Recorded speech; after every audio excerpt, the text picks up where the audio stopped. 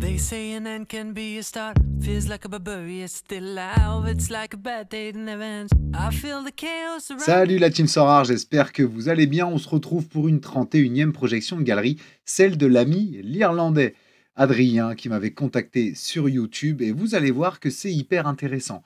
J'ai pas forcément été jusqu'au bout, mais par contre j'ai tout de suite décelé quelque chose que je n'avais pas vu jusqu'à présent. Donc c'est le moment d'orienter plutôt cette analyse galerie sur l'importance de la répartition entre gardiens et le reste des joueurs. Regardons.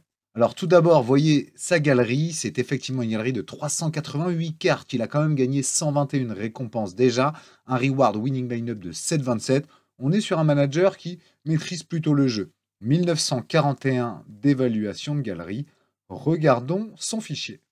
Alors, il a effectivement une moyenne par carte de 4,91, qui est plutôt pas mal pour une galerie limited. Par contre, il me dit je suis axé entre la MLS et la U23, Contender et Challenger.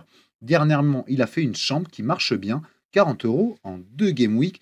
Je l'ai relancé pour avoir un peu plus de détails sur Discord depuis 2 jours, mais il ne me répond pas. Donc, j'enchaîne quand même pour passer au suivant, bien entendu. Mais en tout cas, Adrien, je pense être parti sur de bonnes bases.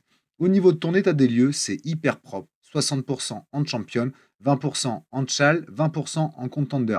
Alors quand je dis que c'est propre, bah, effectivement, dans ce cas-là, ça veut dire que tes U23 sont principalement champion, et je confirme. Mais MLS, c'est bien entendu du challenger, et au niveau de ta contender, bah, effectivement, tu n'as que 20% de ta galerie. Donc, on voit que tu réorientes quand même beaucoup sur la champion. Je suis parti là-dessus.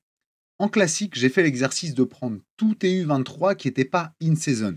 Et sincèrement, tu as une belle galerie U23. Si je prenais les in-season, autant te dire que j'avais 4-5 joueurs par poste. Donc ça veut dire que tu construis effectivement beaucoup de choses autour de U23. C'est tout à ton mérite. Si jamais tu kiffes ça, tant mieux. Mais en tout cas, voilà, en classique, j'arrive avec un roster de 451 € ici. Juste 3 équipes U23 et je pense que c'est déjà assez solide. C'est vraiment en in-season qu'on va se concentrer. J'ai vu que tu avais Maignan in-season, Nubel in-season et Majeki in-season. Pourquoi les prendre en in-season? Je m'interroge parce que quand tu joues la compétition in-season, tu as droit à un gardien classique. Regardons l'exemple de Mag Maignan. Maignan, c'est un floor price de 155 € en in-season contre 100 € en classique.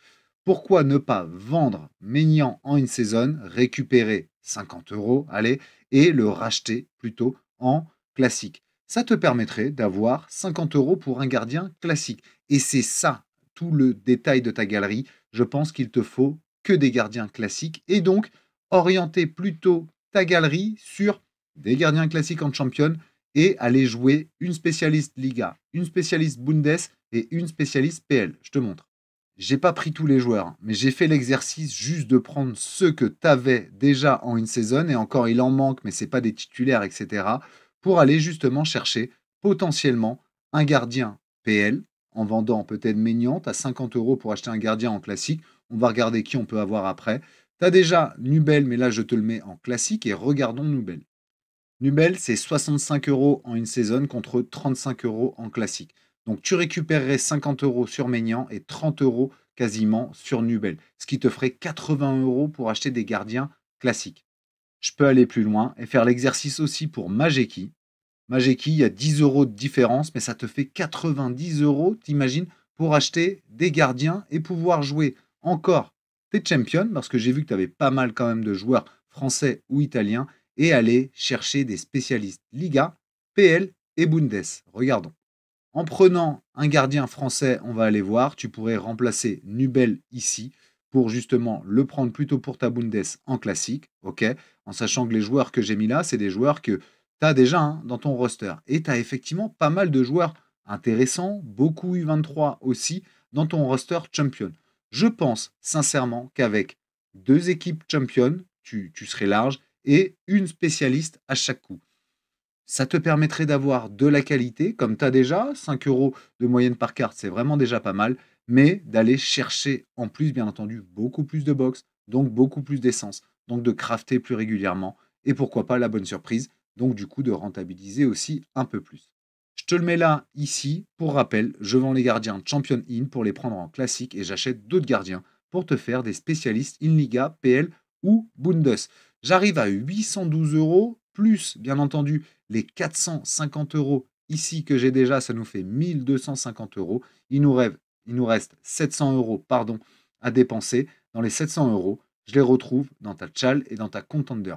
Continue à kiffer plutôt en contender et en tchal, si jamais c'est vraiment ton kiff, même si je pense que tu as beaucoup de joueurs MLS. Peut-être commencer à liquider un peu pour justement viser que 2-3 tchals classiques. Je crois sincèrement que tu as 9 gardiens jouables en challenger classique. Ça fait beaucoup.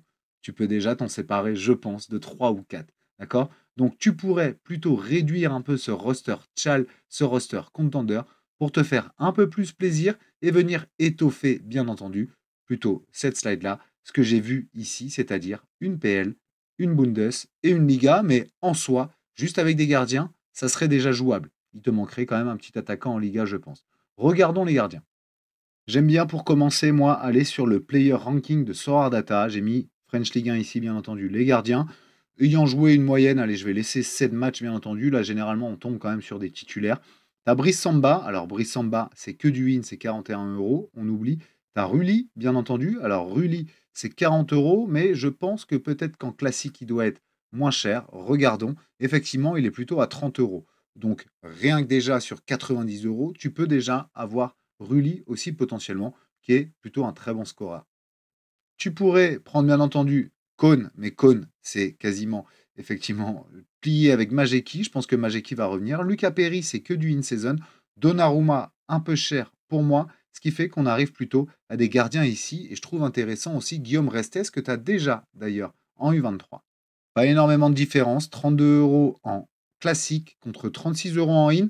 Ça, c'est intéressant pour ceux qui jouent la in, bien entendu. Effectivement, là, bon, c'est pas flagrant de prendre du classique.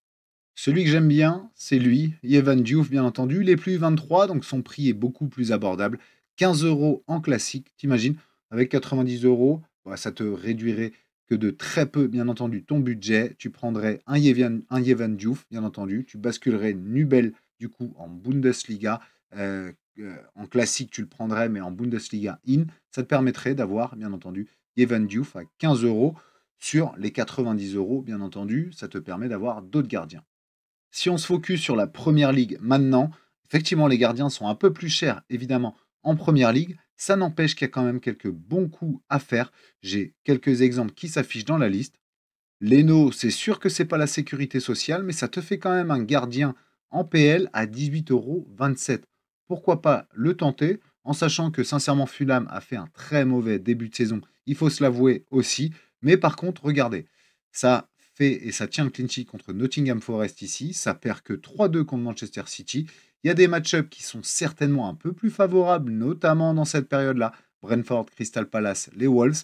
Ça permettrait peut-être aussi, au niveau de l'achat-revente d'ailleurs, d'avoir un Bernd Leno qui augmente un peu plus au vu des match-ups qui peuvent être très intéressants. Et j'oublie aussi Everton qui n'a pas fait un bon début de saison.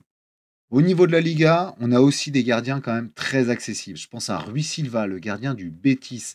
En plus, ça joue en midweek normalement, donc à 20 €. Donc t'imagines, pour 90 €, on aurait Yevan Diouf, bien entendu, aux alentours de 15 €. On aurait Bernd Leno et on aurait Rui Silva facilement. 3 gardiens, juste en transformant tes gardiens in-season en classique. Et il te restera encore quasiment 30 € de budget. Bon, je pense que la stratégie, elle est vite vue, en tout cas, comme on dit dans le jargon. Il faudrait effectivement que tu vendes tes gardiens in-season pour aller chercher plutôt des gardiens classiques et donc optimiser, évidemment, le nombre d'équipes et donc le nombre de rewards. Je te pousserai, bien entendu, ce fichier ainsi que la vidéo, comme je fais toujours. Merci en tout cas, parce que ça m'a permis d'aborder un sujet qu'on n'avait pas abordé jusqu'à présent, Adrien. Donc, merci pour cette demande. J'espère que ça te plaît, que ça t'aiguille aussi. Évidemment, dans le fichier, je suis venu intégrer aussi ton extraction de galerie de l'ami Mani, ainsi que le calendrier, etc., pour que tu puisses avoir une base solide pour continuer à construire, évidemment, ton équipe. Et je te souhaite d'excellents résultats. Les amis, on se dit à très vite, semaine prochaine. Sûrement une autre projection de galerie entre-temps, mais surtout un blabla Sorare qui, je vous l'annonce, risque d'être très intéressant. En tout cas, j'ai déjà hâte, moi, d'interroger ce monsieur. Vous verrez qui c'est. À très vite. Salut.